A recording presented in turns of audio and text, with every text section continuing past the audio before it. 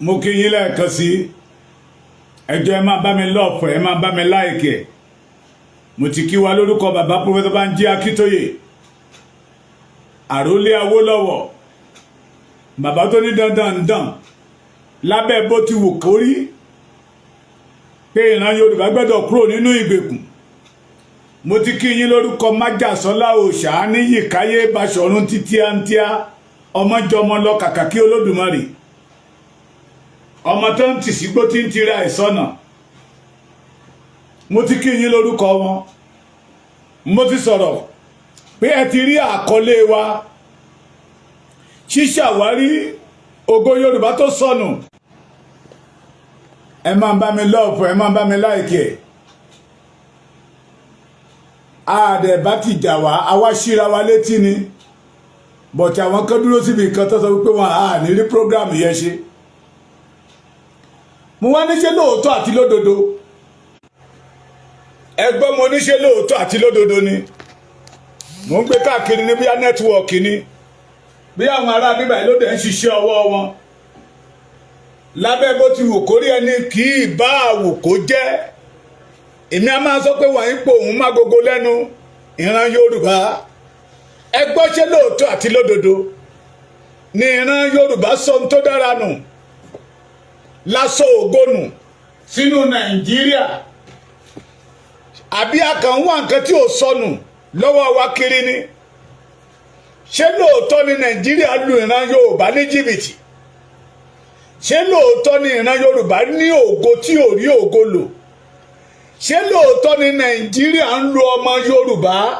tako ọmọ Yorùbá ṣé lóòótọ́ ni Nàìjíríà ń fi ọmọ Yorùbá ń pa Yorùbá lára ṣé lóòótọ́ ni Nàìjíríà ń fi àwọn ọba Yorùbá ń báyé Yorùbá jẹ́ ṣé lóòótọ́ ni after the departure of Baba Abraham Adesoya ní Nàìjíríà ń lo Afẹ́nifẹ́re tó ń báyé Yorùbá jẹ́ ṣé lóòótọ́ ni àti àbí lódodo àbí irọ́ ní àwọn tó yẹ kó dúró bí igi lẹ́yìn ọgbà fún ìran Yorùbá suddenly they became the enemy of the Yoruba race ibẹ̀ yẹn là ń lọ lẹ́ni ṣíṣàwárí ògo Yorùbá tó sọnù màmá mi kan pè mí láti Amẹ́ríkà ní ìrọ̀lẹ́ alẹ́ la wà lọ́dọ̀ wa ń bí báyìí màmá ní 94 years làwọn the vision of the Yorubas the vision of the struggle of the Yoruba race the vision of the independence of the Yorubas màmá láwọn ti rí ní 1965 ìyẹn ni after 5 years tí Nàìjíríà gba kangaroo independent àbí bẹ́ẹ̀ kọ́ 1965 màmá sì máa wà ní yes màmá máa wà lọ́mọ ọdún mélòó ń gbà ẹ́ bí ọmọ 30 years no ọmọ 30 years náà ni 60 to 30 that is 90 káfí mẹ́rin ọgbẹ́ kí ọmọ 30 years bàbá mi kan náà pè mí wọ́n sẹ́ndì ẹ̀ sí mi mo fi fídíò kan wọ̀nyí lẹ́ẹ̀kan ẹ jọ̀ọ́ àwọn ọmọ Yorùbá ẹ jẹ́ ká máa gbọ́ Yorùbá yé dáadáa ẹ jẹ́ ká máa ṣe kí ni ká máa gbọ́ Yorùbá yé dáadáa nípa ọ̀rọ̀ ṣàríà mo kàn fẹ́ yà lọ́bẹ̀ ni so ẹ̀yin tẹ́ ń pè mí pé wọ́n ní Ṣèyí Mákindé sọ wípé òun ò lè stop ṣàríà lọ àwọn Ṣèyí Mákindé sọ pé òun ò lè stop ṣàríà lọ ẹ gbọ́ Yorùbá yé dáadáa Yorùbá ní pé lówe là ń lùlù ògìdìgbò ìran ọlọ́gbọ́n ní jó ìran ọ̀mọ̀ràn ní mọ̀ díẹ̀ bí àwa ṣe lè sọ̀rọ̀ gbùrà síta you know as a city governor ó gbọ́dọ̀ lo wisdom ṣẹgbọ́n mi kò ní fẹ́ tako àwọn mùsùlùmù kò ní fẹ́ tako kìrìsìtẹ́nì kò ní fẹ́ tako àwọn oníṣẹ̀ǹbáyé tó bá jẹ́ ẹni tó ní ọgbọ́n that have the quality of leadership ibẹ̀ yẹn kọ́ ni mò ń lọ mo sọ́lẹ̀ kan mo ní inú mi dùn sí ààrẹ àlùmọ̀rù àti àwọn ọmọ Yorùbá tó jáde síta that condemn the Sharia law in Yoruba land most especially àwọn tó jẹ́ mùsùlùmí láàrin wa. Ṣèyí Mákindé ní pé Sharia law, mo fẹ́ kẹ́ gbọ́ ọ̀rọ̀ yẹn dáadáa, kẹ́ wá túpalẹ̀, kẹ́ wá gbọ̀n yẹ́bẹ́yẹ́bẹ́.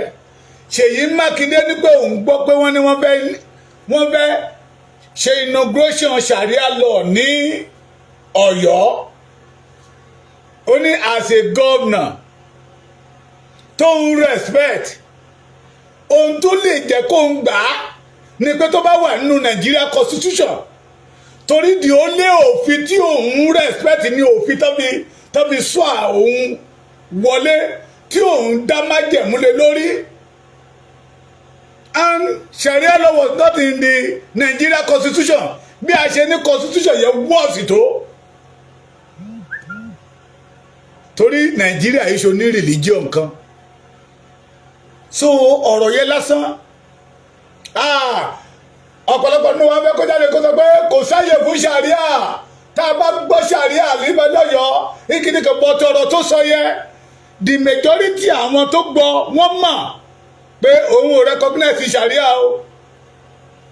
Torí Sharia kan náà fi sọ òun as a city governor. Kò sí Sharia nínú òfin Nàìjíríà tí Ṣèyí Mákindé tí ò bá sọ ọ̀rọ̀ bẹ́yẹ. Àwọn tí ò yí ọ̀rọ̀ yẹ yé tọ́mọ̀ pé Ṣèyí Mákindé ó ti lọ níbẹ̀ wọn. Irú ajá yìí ò ní jáde síta kó máa gbó. Ṣẹ́gbọ́ tí ọ̀rọ̀ mò ń bọ̀ wèrè ọ̀rọ̀ tí Ṣèyí Mákindé sọ this mumu ọmọ ẹ̀rìn yóò understand ẹ̀. Àti tẹ́ ẹ bá ti ń bọ òrìṣà yín. Ṣẹ́gbọ́ Ọ̀rọ̀ yín bẹ̀ ọ̀rọ̀ agboolé yín lẹ̀ sọ. Tẹ́ ẹ bá jáde wá bá wa á nà yín. Ìyẹn ni wípé ọ̀rọ̀ tí Ṣèyí Mákindé sọ pé I did not recognize Sharia torí pé kì í ṣe Sharia náà fi sọ òun wíìn. So ọ̀rọ̀ yẹn lásán ẹjẹ́ àtú yẹ́bẹ́yẹ́bẹ́ adúpẹ́ lọ́wọ́ Ọlọ́run fún àwọn tó ti lọ ṣe àwọn kíní kan bá ṣọ̀nù Ọ̀yọ́ land tó jáde lé wọ́n ti lọ interview bàbá yẹn ti tẹ́ sọ pé wọ́n kàn forúkọ òun sí ni òun ò mọ anything nípa ẹ̀. So ẹ jẹ́ ká gbọ́ Ṣèyí Mákindé ọ̀rọ̀ tó sọ yẹ lásán ti stop Sharia law pé òun o òfin tóun recognize ni òfin tó gbé òun wọlé, òfin tó fi sọ òun wọlé, òfin Nàìjíríà. Sharia law was not in it. Kẹ́ ẹ jẹ́ ká gbọ́ èyí ẹ̀yin tẹ́ ń pé ẹ fọkàn balẹ̀. Sharia law ò lè ṣẹlẹ̀ ní ilẹ̀ Yorùbá. Ẹ̀rí tájà tó ti ń gbó tó ní tamana council ẹ̀ káwọn youth ọ̀dọ́ káwọn bọ́ọ̀sì wọn kán lọ jáde lọ́yọ̀ọ́ kán jáde. Ó ní àwọn ará Ọ̀ṣun kan máa respect kán jáde. So ìyẹn ti clear ọ̀rọ̀ ẹ jọ̀ọ́. Sharia law, the only thing that I can say now, let everybody be vigilant. Torí àwọn ọmọ ẹ̀hàn láàrin wa, àwọn ọmọ àlè ilẹ̀ Yorùbá ọ̀pọ̀lọpọ̀ nínú wọn ti dàgbà. Bí ọmọ àlè ṣe ń wà láàrin Mùsùlùmí, ọmọ àlè wà nínú Kìrìsìtẹ́nì. Àwọn oníṣẹ̀ǹbáyé gan tó yọ ọmọ àlè wọ́n wà. Tó jẹ́ pé wọn ò ìjẹkújẹ ti báyé wọn jẹ́ tó bá ti rí owó wọ́n lè ta ìran wọn. Bí ìyẹn ṣe jẹ́ nìyẹn, ẹ já padà sórí tọ́pìkì wa. Ẹ gbọ́ ṣé lóòótọ́ àti lódodo ní Nàìjíríà ti kó ògo wa sọnù? Tàbí kí n sọ wípé ṣé lóòótọ́ ni Yorùbá sọ ògo nù sínú Nàìjíríà? Ṣé ó yẹ ká ṣàwárí ògo Yorùbá tó sọnù sínú Nàìjíríà? Nítorí pé tẹ́nìyàn bá ń lọ lọ́nà tó bá sọ nǹkan dànù níbi ìkórìtà tó bá dé tó bá ṣàkíyèsí pé kọ́kọ́rọ́ ilé mi ni ò máa mú mo tilẹ̀kùn bó ni mo bí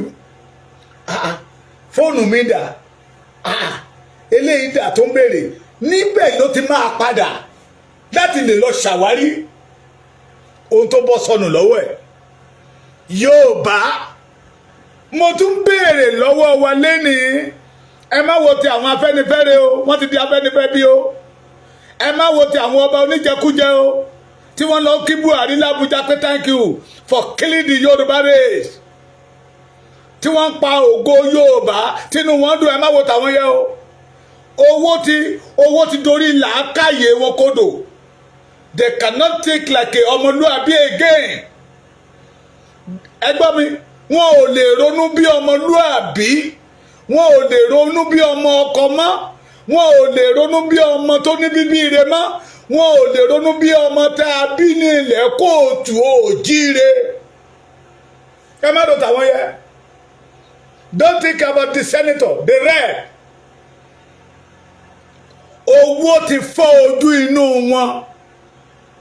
owó ti di etí inú wọn ẹ jẹ́ kí ipò sẹ́nitọ̀ àbí rep yẹ kó bọ́ lọ́wọ́ wọn ìgbà yẹn ni etí inú wọn á tún ṣí ojú inú wọn á tún là they will now talk like a woman being like ọmọlúàbí tó tọ́ ẹ má jẹ́ ká ló tàwọn yẹ ṣé lóòótọ́ ni ìran Yorùbá ti sọ nǹkan tó dára nù ṣé lóòótọ́ ní Nàìjíríà ti gba ògo kan lọ́wọ́ Yorùbá tí èmi àtiwọ́ gbẹ́dọ̀ dìde láti ṣàwárí ẹ̀. Bàbá mi Abíọ́dún Abọ́dédé you're welcome brother mi Shakiru Azeez ìyá mi Táíwò Kíkẹ́ Fásánmi gbogbo yín pátápátá mò ń retí nǹkan ọdún mi. Ìbéèrè ni that need a question tó dẹ̀ yẹ ká dìde àwọn ògo wo ní Yorùbá ti sọnù tàbí kí la ti ẹ̀ ń pè ní ògo tá a lè sọ pé ògo rẹ̀ nínú ayé Yorùbá ògo rẹ̀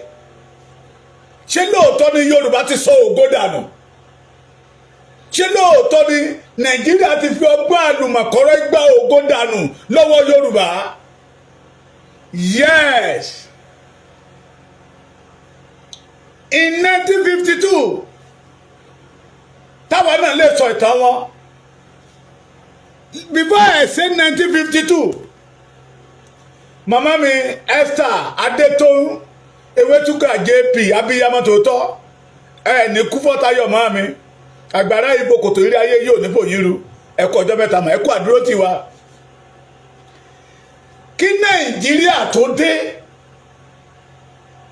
làwọn bàbá wa àwọn ìyá wa ti ń ṣoge náà ti ń gbégbé ayé ìrọ̀rùn lògo Ọlọ́run ti ń tàn bí òòrùn nínú ayé wọn. Nàìjíríà kọ́ ló la ìran Yorùbá lójú but I can say it categorically with confidence that Yorùbá ló la Nàìjíríà lójú both Fúlàní ni Haúsá ni Ìgbò ni Yorùbá ló là wọ́n lójú torí àwa ti ń ṣoge kán tó ṣoge ìran Yorùbá ti ń lògbà kán tó lògbà ẹjá kúrò mẹ́yẹ àwọn ògo kan wá bú jáde during the Awolowo regime in 1952 to 1957 àwọn iléeṣẹ́ tó dáa tó mú Yorùbá di àpèwáwò káàkiri àgbáyé lára ògo tó bọ́ sọnù lọ́wọ́ Yorùbá tí ò sẹ́ni tó lè gbàdúrà kí irú ẹ̀ kó bọ́ sọnù lọ́wọ́ òun ní pé kẹ́nìyàn ti máa rí jẹ kó o ti máa bù fún èèyàn kó o ti máa wí èèyàn kí ìwọ náà ti máa yá nìyàn lówó kí ìwọ náà ti di orísun tí ń sun fún ọmọ ẹlòmíì suddenly tẹ́lẹ̀ gbẹ orísun yẹn lára ògo ni o a kà nínú ìwé ìtàn pé the Yorùbá nation in 1950s à ń yá Great British lówó àwọn England Yorùbá ń yá wọn ní owó but today bí Nàìjíríà ò bá lọ yá owó ní London Club Paris Club ẹ tún dárúkọ ẹ World Bank IMF they cannot survive lára ògo kan nìyẹn ẹ máa bá mi jọ tiẹ̀ lẹ o àwọn ògo tó ṣẹ́yọ nínú ayé Yorùbá táwa náà ń yá òyìnbó lówó bẹ́ẹ̀nìyàn ò bá jẹ yó tó ní ìfọ̀kànbalẹ̀ tọ́kàn ẹ̀ balẹ̀ kò lè máa yá àyàn lówó torí ẹni tí ò jẹ yó kò lè rí ìyàn yá lówó ìyẹn ní pé ọkàn àwọn bàbá wa balẹ̀ they have good plan for tomorrow wọ́n jẹ wọ́n yó ó tún ṣẹ́kù lórí àwọn bàbá wa náà ti ń pè kankan ní alájẹṣẹ́kù kì í ṣe àwọn bàbá tó dé òní o alájẹtán làwọn tẹ yìí àwọn bàbá tá a ní lónìí the majority of them alájẹtán ni wọ́n àtọba wọn àtìjòyè wọn alájẹtán ni wọ́n ṣùgbọ́n àwọn bàbá àgbà ẹ̀ ní alájẹṣẹ́kù ni wọ́n that is one of the ògo lára ẹ̀ ní the first television first radio station in Africa, not only Africa, the Yoruba nation have radio station, television station before France and Belgium, Netherlands, ṣáájú àwọn European country kan tí ìran Yorùbá di àpèwáwò ogun ọ̀hún wádà lẹ́nì ẹ̀jẹ̀ abira wa léèrè lára àwọn ògo tó sọnù mọ́ ìran Yorùbá lọ́wọ́ nìyẹn that me and you must ṣàwárí ẹ̀ agbẹ́dọ̀ ṣàwárí ẹ̀ a lè dúró Nàìjíríà kárí ògo yẹ nígbà tó lù wá dá ìkólọ Síónì padà àwa dàbí ẹni tó ń làálàá Dáfídì wá sọ wípé àwa ó ti máa kọrin Olúwa ní ilẹ̀ àjòjì Yorùbá we are in bondage nínú ẹ̀ ní free education ti jáde síta till today there is no African country lẹ́yìn Yorùbá tó lóru program yẹn free education bàbá mi ọmọọba Abíọ́dún Grace Chapel àṣírí ẹ̀kọ́ ìtúlódé ewé àṣírí yín ò ní tú bọ́dà mi Rótìmí Àjàyí ẹ̀wẹ́lẹ́kọ̀ agbára ìfòkòtò ilé ayé yóò ní fòye ru ilé ìwé ọ̀fẹ́ tọmọ ọmọléèwé a máa lọ léèwé lọ́fẹ̀ẹ́ àwọn tíṣà wa mo sọ níbi kan mo ní bí àìjẹta ni mo sọ ní every end of the quarter àwọn tíṣà wa máa gba ráìsì wọ́n á gba ẹ̀wà wọ́n á gba òróró alágolo fọ́kànnà àwa la máa ń bá wọn kó lọlé títúndé kò tí ì sí Africa country kan tó ní irú ògo yẹlò lára ògo tá a sọnù sínú Nàìjíríà nìyẹn that me and you must ṣàwárí ẹ̀ nínú ẹ̀ ní ìwòsàn ọ̀fẹ́ nígbà yẹn lọ́hùn àwa ní àwọn màmá tí wọ́n ní good record pé ó rí à kóbìnrin tó bí kó tó rọbí kó dẹ̀ kú tọmọtọ toyúntoyún tí ò bá jẹ́ pé lọ́wọ́ ayé inú èmi tí mo dúró síwájú yín inú oko kòkó náà bí mi sí inú oko kòkó àgbẹ̀pọ̀nrán ní bàá mi inú oko kòkó omi tó ń ṣànà kọ́kọ́ fi fọ̀ náà fi wẹ̀ mí àkọ́dí ìtàn táwọn bàbá mi àti ìyá mi sọ fún mi àtàwọn ẹ̀gbọ́n mi tó wà ńbẹ̀ lẹ́yìn ìgbà tọ́wọ́ ẹ̀mí tán náà gbé mi ó di maternity without pay kọ́bọ̀ láìsan kankan oògùn ni lọ́fẹ́lẹ̀ ló bá dé lọ́fẹ́lẹ̀ lára ògo Yorùbá nìyẹn ògo wọn dà lẹ́ni ìwọ lọ sí hospital kí ẹ̀jẹ̀ máa dà yóò dókítà kan máa sọ bẹ́ẹ̀ pé fọwọ́ mu dání kẹ́jẹ̀ yẹn má jáde ni owó káàdì ní kọ́kọ́ máa béèrè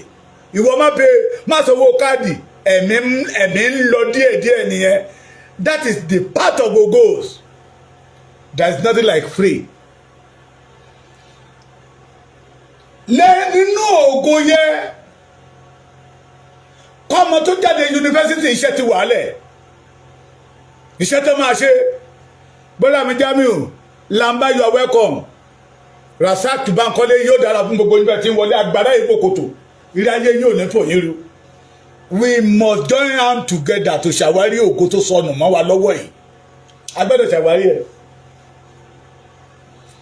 Torí a ti ní àwọn bàbá tó yanrantí. Ikú ló ṣe kà tó mú gbogbo wọn lọ at a time. But wọ́n ṣiṣẹ́ tó dálẹ̀ kí àwa ìmọ̀ bá jìyà.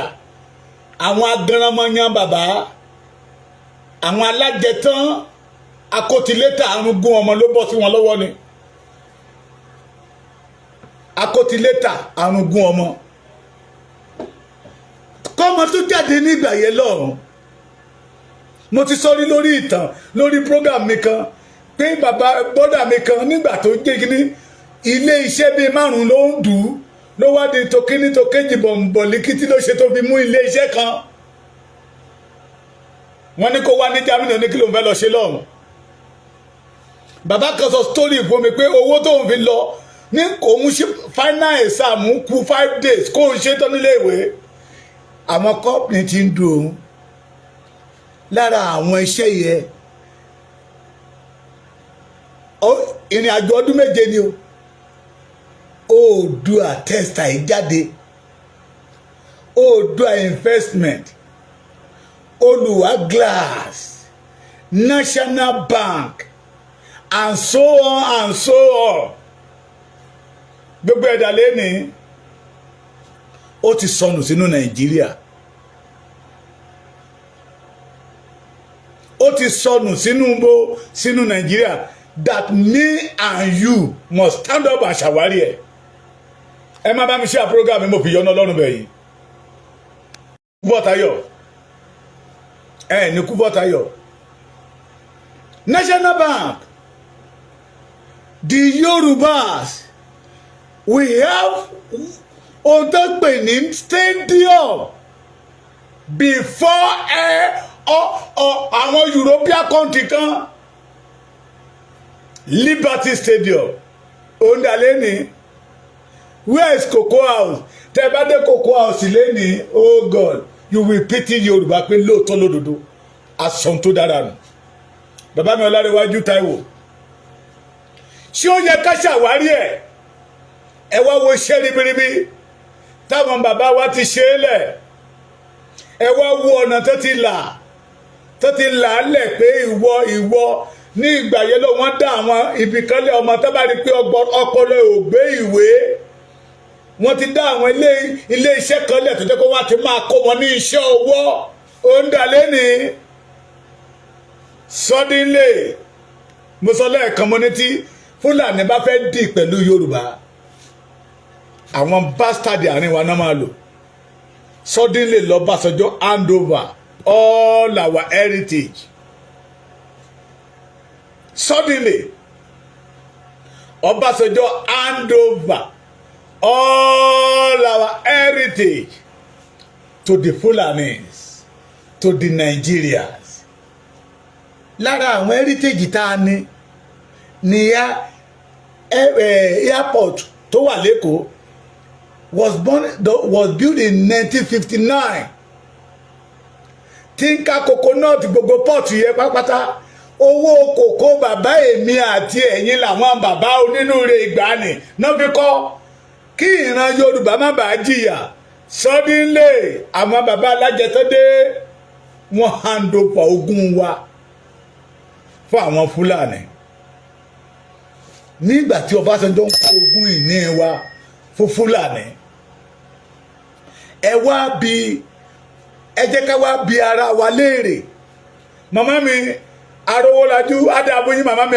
ẹkú ọdún abiyamọ tòótọ́, ojú òní tìyín ní mọ̀sárì ọmọ mà. Ẹ jẹ́ wá bira wa léèrè as a Yorùbá, true Yorùbá, genuine authentic Yorùbá tí ò lábùlà, tí í ṣe pé àfùgbọ́dì ẹ̀ Fúlàní àfùgbọ́dì ẹ̀ Yorùbá. Àwọn kan wà bẹ́ẹ̀ o, ẹ pé wọ́n sọ́nà mẹ́ta. Yorùbá kó ọ̀nà kan, Fúlàní láàrin, Haúsá lẹ́gbẹ̀ẹ́ kejì.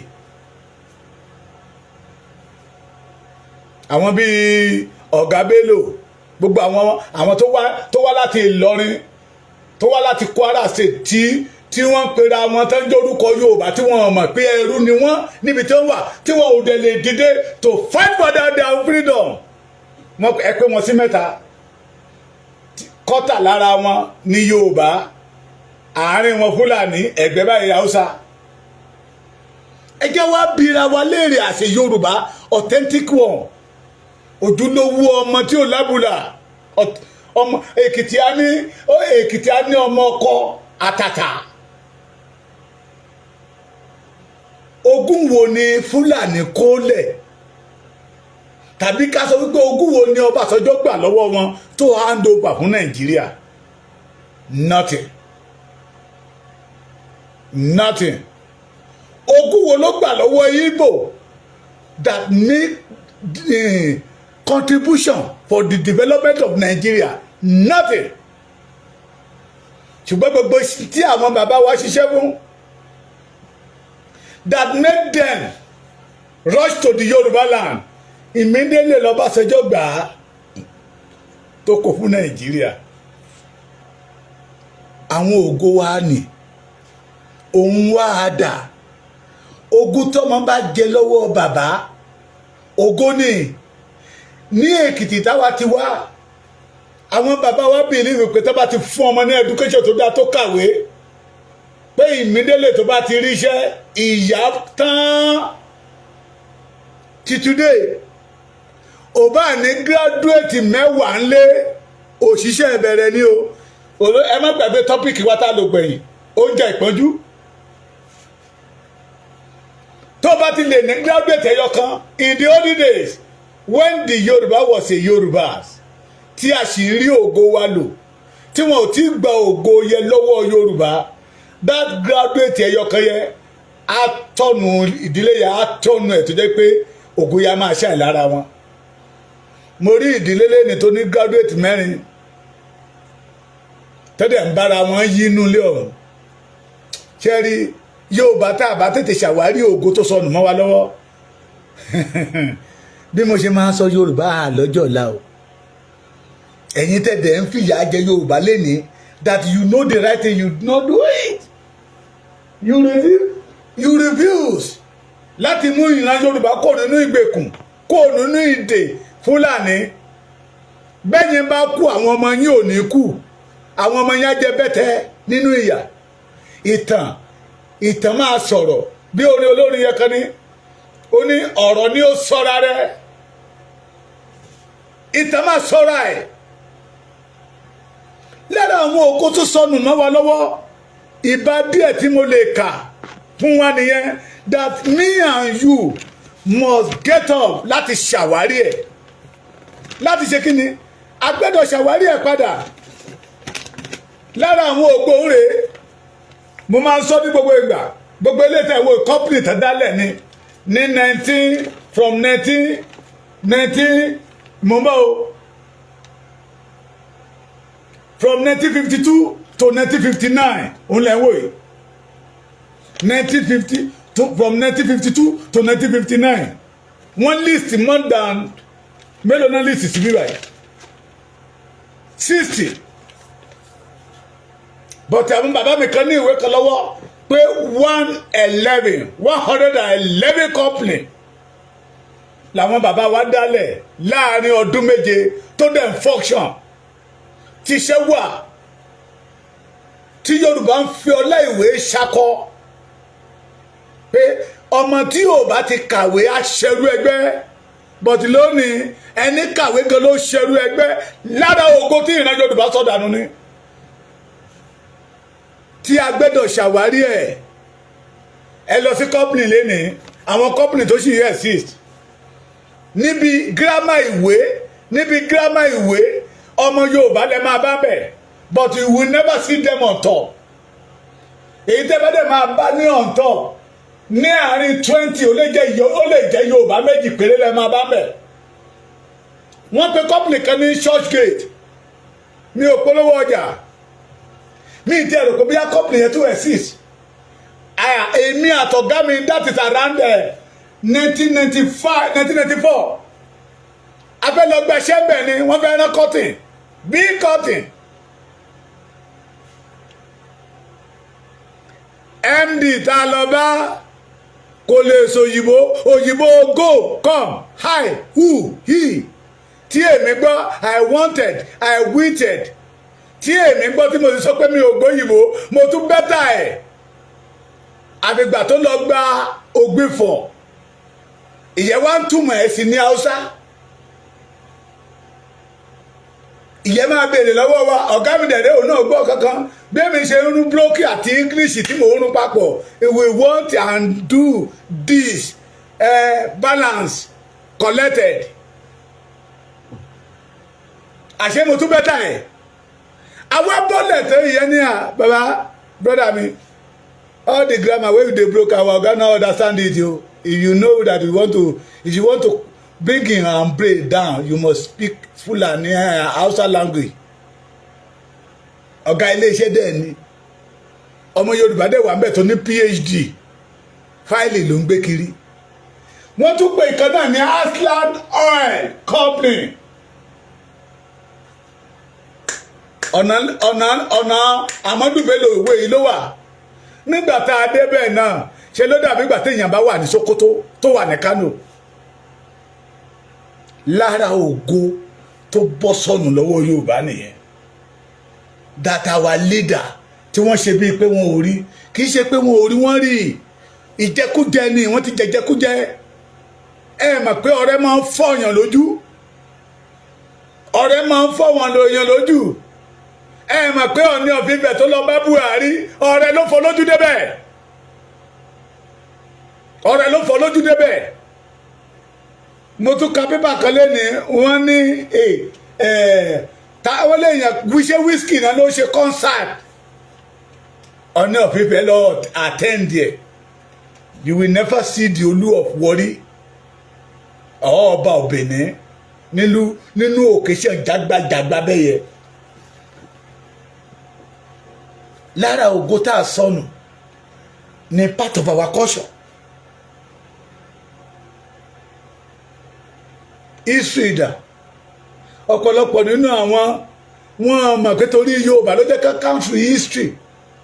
torí àwọn ò ní ìran àwọn ò ní ìpìlẹ̀ àwọn ò ní orísun we that have orísun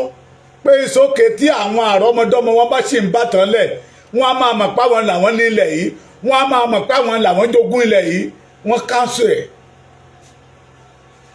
ẹ béèrè lọ́wọ́ àwọn àgbààgbà ilẹ̀ Yorùbá when Ọbásanjọ́ collect all our heritage for Nigeria kí ló gbà lọ́wọ́ àwọn Hausa kí ló gbà lọ́wọ́ àwọn Igbo that is why I say me and you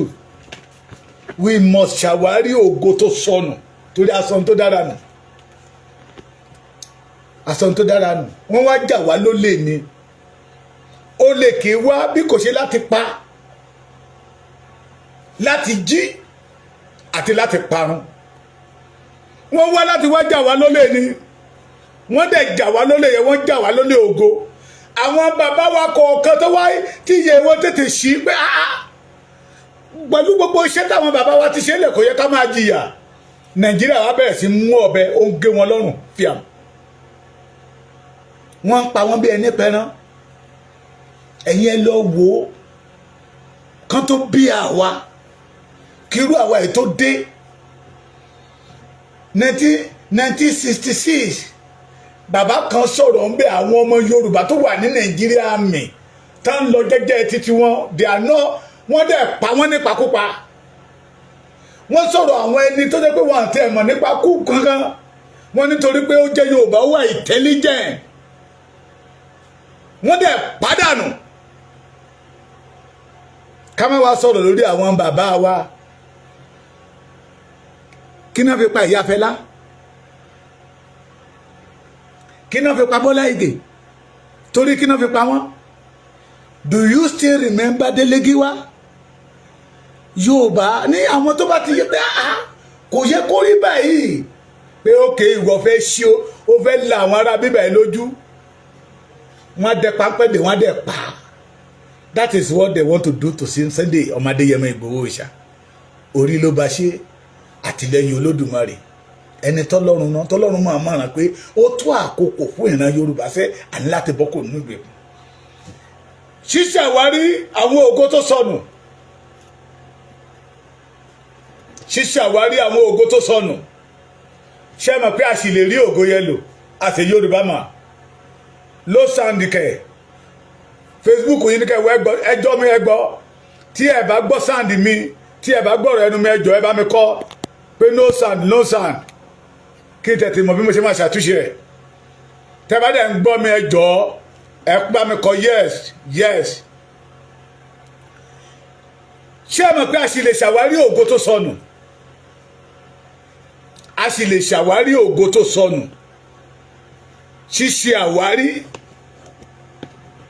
ṣíṣe àwárí thank you bàbá mi Ọláwọyìn Ibrahim ẹ ní kú bọ́tayọ̀ ẹni bá bínú sí yín Ọlọ́run á bínú sí thank you bàbá mi Pastor Adédoyin Ọ̀sìn ṣíṣe àwárí ẹ ìjà fi ògo yẹn lẹ̀ náà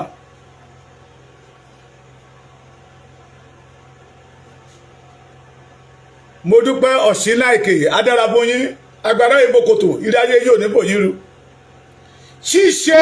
àwárí ẹni tó ń ṣe àwárí ó mọ̀ pé nǹkan kan sọnù lára òun ni téèyàn bá jí láàárọ̀ kùtù tó bá rí pé bó ṣe yẹ kí àgọ́ ara òun ó rí àgọ́ ara òun ò rí bẹ́ẹ̀ bàbá mi Prince Adébáyọ̀ Ṣítù agbára ìbòkòtò ìdáyé yóò ní bòyín ru tó bá jí láàárọ̀ kùtù tó bá rí pé ara òun ò ṣe bó ṣe yẹ kó ṣe mọ́ the next á gbà wọn tó mọ̀ nípa àgọ́ ara lọ pé mo feel bákan lára àwa Yorùbá we are feeling that we lost something à ń feel ẹ̀ lọ́wọ́ bàbá mi kan sọ ìtàn kan fún mi ó ní pọ́ọ̀tù tó wà ní Èkó yẹn he was one of the staff nígbà yí Awólọ́wọ̀ ó ní Africa country mẹ́jọ ló máa wá ń gba ẹrù ń bẹ̀ tán san ìṣàkọọ́lẹ̀ fún ìran Yorùbá Africa country mẹ́rin that they did not have port tí ẹrù wọn bá ti ń bọ̀ láti lóyìnbó gbúrúrúrúrú abalẹ̀ sí Èkó ní àbábáyé gbàmù tẹ́fẹ́fẹ́ gbẹ̀rù yẹn lọ wọ́n á wá san ìṣàkọọ́lẹ̀ fún ìran Yorùbá ó dárúkọ Burkina Faso wọ́n bí ìran Nàìjíríà náà kó lọ fèsì Burkina Faso wọ́n ti bọ́ nínú èdè they speak one language they have one culture that is what we call country kì í ṣe àdàmọ̀dè bàbá mi kan béèrè lọ́wọ́ mi ṣé last week ni pé kí ni language Nàìjíríà mo ní ha. So don't call me a Nigerian man. I'm not a Nigerian man. I'm a Yoruba man. Africa country mẹ́jọ náà máa wá wọ́n wá gbẹrù wọ́n wá san ìṣàkọọ́lẹ̀ fún ìran Yorùbá bàbá yẹn ní lára owó tó ń gbà yẹ lọ́hùn àti pẹ̀típẹ̀tí owó kòkó owó kínní náà fi ń rọrùn free education free health àwọn wo ló ń jèrè pọ́ọ̀tù ń lé nìyí the Fulanis kẹ́nìyàn kan wá sọ fún yín pé a sọ nǹkan nù kẹ́nìyàn kan wá sọ wípé kò yẹ ká ṣàwárí ẹ̀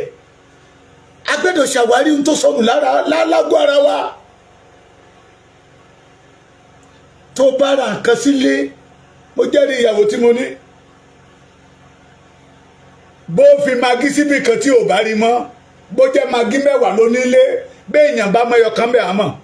bó jẹ́ pákẹ́jì ní kó dára yọ ń bẹ̀ á ní kíní inú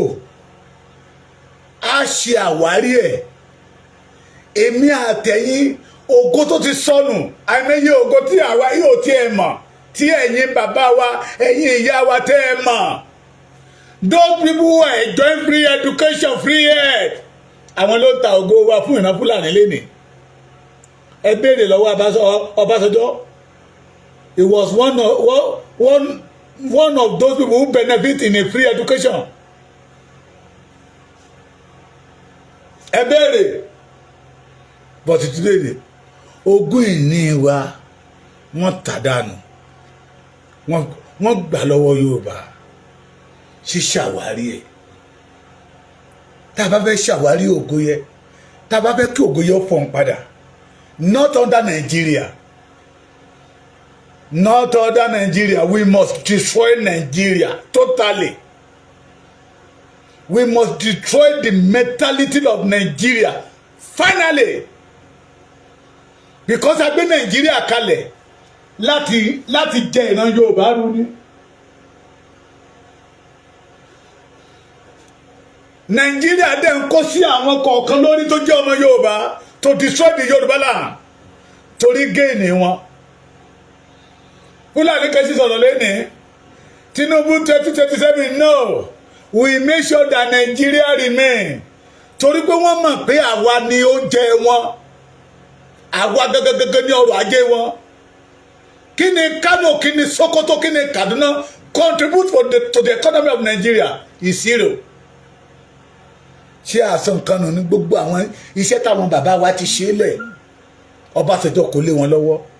We must take it back. And if we want to take it back, first of all, a gbọ́dọ̀ kọ́kọ́ ṣàwárí identity wa tó bọ́ sọnù ní 1914 that give them opportunity to rob us. Identity yẹn náà kọ́kọ́ gbà lọ́wọ́ Yorùbá náà. Wọ́n gba identity yẹn lọ́wọ́ Yorùbá. That identity wa tán gbà lọ́wọ́ Yorùbá yẹn ló fún Fúlàní Haúsá láyè láti máa jà wá lólè, láti máa gba ẹ̀tọ́ wa lọ́wọ́ wa, láti máa lù wá ní jìbìtì that make Yorùbá lose all the glory. Ògo àmútọ̀run wa mọ́. Ògo tó yẹ kó máa fọ̀n nínú ayé àrọ́mọdọ́mọ wa. Fúlàní ló ràn ẹjọ́ ẹ̀ lénìí. Wọ́n ń dárúkọ 20 richest man, no 25 richest man in Nigeria. Lẹ́yìn tá a bá ti mú Adénúgà, tá a mú Ọ̀tẹ́dọ́lá, tá a mú Ọkọ́yà, àwọn tó kù gbẹ́gbẹ́gbẹ́ ẹ̀yìn náà lọ tò wọ́n sí. The rest the Fúlàní ẹ máa gbọ́ oil company, oil and gas, oil and gas, oil and gas, oil and gas. Gáàsì mélòó, ọ́ìlì mélòó ló jáde lọ́dọ̀ wọn. The majority gas tán waste ìdànù lẹ́ni tí àwọn ń jèrè rẹ̀ came from Ondo State. Ẹ lọ wádìí dáadáa. Tẹ́nìyàn kan bá sọ fún yín pé aṣọ ògónú a gbọ́dọ̀ ṣàwárí ẹ̀. Ẹni tó bá jẹ́ ojúlówó ọmọ Yorùbá ó gbọ́dọ̀ mọ̀ pé a gbọ́dọ̀ ṣàwárí ẹ̀. Ẹni bá fẹ́ kí ọjọ́ ọ̀la Yorùbá ó ní àdùkó lóyin a gbọ́dọ̀ ṣàwárí ẹ̀. Màmá sọ the majority of us want to live America, we want to live in America, we want to live in Canada. Wọ́n ti wà lórí ipò táwa wà nígbà kan rí but àwọn bàbá wọn wọ́n dìde in 1777 century pé enough is enough. Alúbàtà ìdarí enough is enough. Wọ́n gbọ́n yànù láàrin ara wọn. Inú kéjì tó kó wọn sí yẹ wọ́n kékèjì yẹ wẹ́lẹ́wẹ́lẹ́. Till today, America became a master lórí àwọn tó kó wọn lẹ́rú lánàá. So ìyẹn ló yẹ kí àwa náà ká fi ṣàwárí. Yorùbá ní pé ènìyàn máa wá ara wájú rìn ni. Àwọn kan ti ṣe lánàá. When they discover pé wọ́n ti sọ nǹkan dànù pé ògo kan ti bọ́ dànù lára wọn wọ́n ṣàwárí ẹ̀. Yorùbá a gbọ́dọ̀ ṣàwárí ògo wa. Ògo tá la fẹ́ ṣàwárí yẹn not inside Nigeria, kì í ṣe nínú Nigeria because we are not in Nigeria. Ìyá mi Yétúndé Monísọ́lá Ọlágójú Kẹ́hìndé Adárabọ̀ ìyá mi ò ní kú fọ́tayọ̀ ẹ̀kọ́ ọdún. A gbọ́dọ̀ ṣe kí ni àwárí ẹ̀. Ìtìjú ni o, ìbànújẹ́ ńlá ni, ọ̀fọ̀ ni, àbùkù ni fún ìran Yorùbá. Kéènìyàn rán mọ ní yunifásitì kó jáde kó sáàbù tán kó tún ní kó lọ kọ́ télọ̀ kó tún jẹ́ pé ìwọ ni ọ máa ran raṣọ sí lọ́rùn ra bàtà sí lẹ́sẹ̀ kó tún jẹ́ pé ìwọ ló mami mi fẹ́ jáde àpé kó má ọmọ yìí kó má bàa jalè ìwọ ló tó wọn máa kówó sí lápò nígbà tí àwọn tó jáde iléèwé iṣẹ́ ti wà fún wọn àwọn tó jáde ilé nìtàn di arúgún àwọn akótilétà tó jẹ́ wípé ọ̀tá Yorùbá now dine and wine with it is me and you la máa ṣe àwárí ògo tó sọnù yìí ọ̀nà tá a lè ṣe rí ìgbésẹ̀ kan náà la máa gbé ògo tó sọnù lọ́wọ́ Yorùbá pọ̀ gan-an but ohun kan náà ni ó mú ògo náà padà wá òun ni identity wa tó gbà lọ́wọ́ wa òun ni independent wa tó gbà ní 1914 because before 1914 àwọn bàbá wa ti ń dábí ẹdun wọn ti ń rọ̀ bí òwe the first lawyer 1885 Yorùbá ti ń tẹ̀ àti kọ́ stadium títí wọn ní 1870 the first chartered accountant in Yoruba land 1830 there's nothing like a Nigeria that time ìyẹn ni pé Yorùbá ti ń ṣoge àti ń lògbà kí Nàìjíríà tó dé ògo tó sọnù lọ́wọ́ wa tó pọ̀ kí ló fà á torí pé wọ́n darú ló pọ̀ mọ́ ṣàpà ni wọ́n darú ló pọ̀ mọ́ ṣàpà wọ́n á gbé ọmọ ọba fún Ọ̀ṣun ní ó wá jẹ́ kí eku ké bí eku mọ́ he did not allow ẹyẹ gan láti ké bí ẹyẹ ọmọ ènìyàn gan wá rí ìfúsì láti fọ̀n bí ọmọ ènìyàn wọ́n wá dorí Yorùbá kodò we must say bye bye to Nigeria Nigeria yìí ṣe bí ìrọ̀rùn fún ìran Yorùbá mo máa ń sọ dáadáa pé àgbékalẹ̀ Nàìjíríà àgbékalẹ̀ láti pọ́n ìran Yorùbá lójú ni mo ti sọ ìtàn kan fún yín rí ẹ jẹ́ kí n fìtàn yẹ kásẹ̀ ètò tálẹ̀ yìí nígbà tá a wà lẹ́kọ̀ọ́ táwa náà tá ń gbàdúrà káàkiri wọ́n kó wa jáde ńgbà yẹn lọ láyé Babangida ẹ máa gbàdúrà fún Nàìjíríà òye òdẹ tí ìyé wa ń gbà yẹn lọ à ń torí òkè kan bọ́ sórí òkè kejì olóyè pé mà pé àwọn ìránṣẹ́ Ọlọ́run kan wà tọ́lọ́run ti fi ran bí bọ́kò nínú ìgbèkùn Nàìjíríà fún ìran Yorùbá Ọlọ́run ti fi wọ́n kí wọ́n bọ́ṣọ lọ ní wọ́n bẹ̀rù ènìyàn wọ́n bẹ̀rù Ọlọ́run tó pè wọ́n lójijì dẹ̀ turn themselves to ìránṣẹ́ Nigeria government because of money bàbá yẹn wá dìde lálẹ́ ọjọ́ yẹn ó wá jẹ́ alẹ́ ọjọ́ má lè gbàgbé ó ní ẹ má gbàdúrà fún Nàìjíríà mọ́ ó ní Nàìjíríà máa parẹ́ láìpẹ́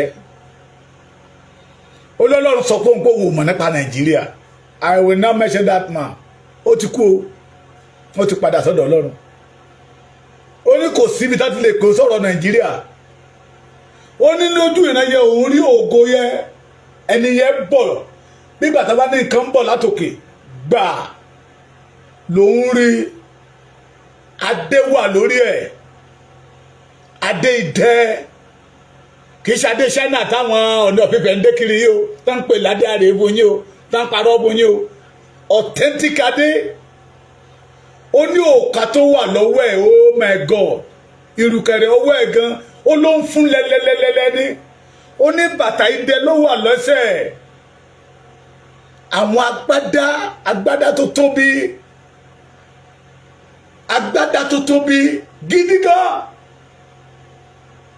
pẹ̀lú ọ̀pá idẹ tó wà lọ́wọ́ ẹ̀ olóbárin bọ̀ pẹ̀lú fashion pẹ̀lú pé ògo yẹ pọ̀ ó ní lójijì ní máa kan bá yẹ sí pé olójú kòkòrò ni ẹ́ ìwọ nìkan ló ń kólé ibọ̀ ó dẹ̀ sọ pé ìwọ ló ní kíní pé wà èmi ni mo ní èmi la jogún ẹ̀ fún ọwọ́ ní máa ń bá dé orí ẹ̀ ó ní adé yẹn ló kọ́kọ́ sí lórí ẹ̀ tó gbà á lẹ́yìn ó ló gba ìrùkẹ̀rẹ̀ ó gba òkà ọwọ́ ẹ̀ ó bọ́ bàtà idẹ ó bọ́ agbádá olówó kó àkísà sí lọ́rùn kó yẹ máa lọ olùdó bá sọ pé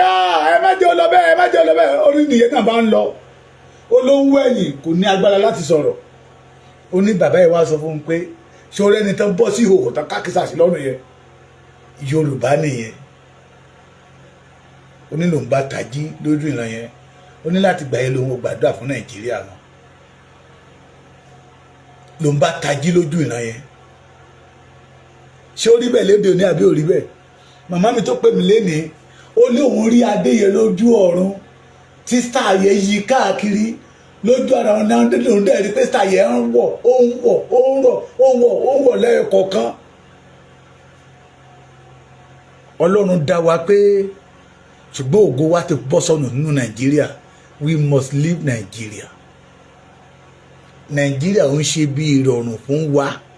ṣe rí àwọn tó pera wọn ní billionaire tó ń pera wọn ní sẹ́nítọ̀ rẹ́ẹ̀pù gómìnà mo sọ fún ní oúnjẹ ìpọ́njú náà fún àwọn náà jẹ ó kàn yàtọ̀ síra wa ni àjọ wà nínú ìgbèkùn ni Nigeria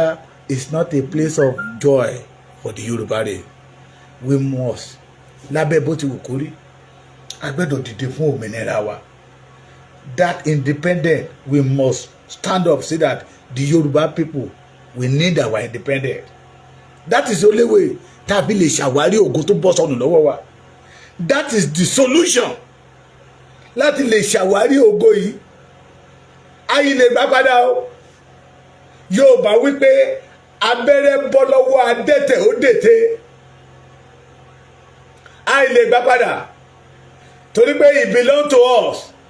the land of the Yoruba belong to us not Nigeria it belong to us not Fulani a sì lè gbà padà special announcement God did not know anything about Nigeria ẹ jẹ́ kí Adébóyè ò gbọ́ kí Kúmíyì ò gbọ́ kí Oyèdépò ò gbọ́ kí Olúkọ̀yà ò gbọ́ ẹ máa dárúkọ gbogbo wọn they know that Nigeria kì í ṣe project Ọlọ́run kì í ṣe kò sí nínú agenda Ọlọ́run torí ntọ́lọ́run ò dá ní lọ́lùgádì wa dá sí ilẹ̀ wa nígbà táwọn bàbá wa sùn ọ̀tá wọn wá ó fún èpò sínú àlìkámọ̀ ó bá ti tiẹ̀ lọ àwa ọmọ wọn wá jogún ogun we must ṣàwárí that glory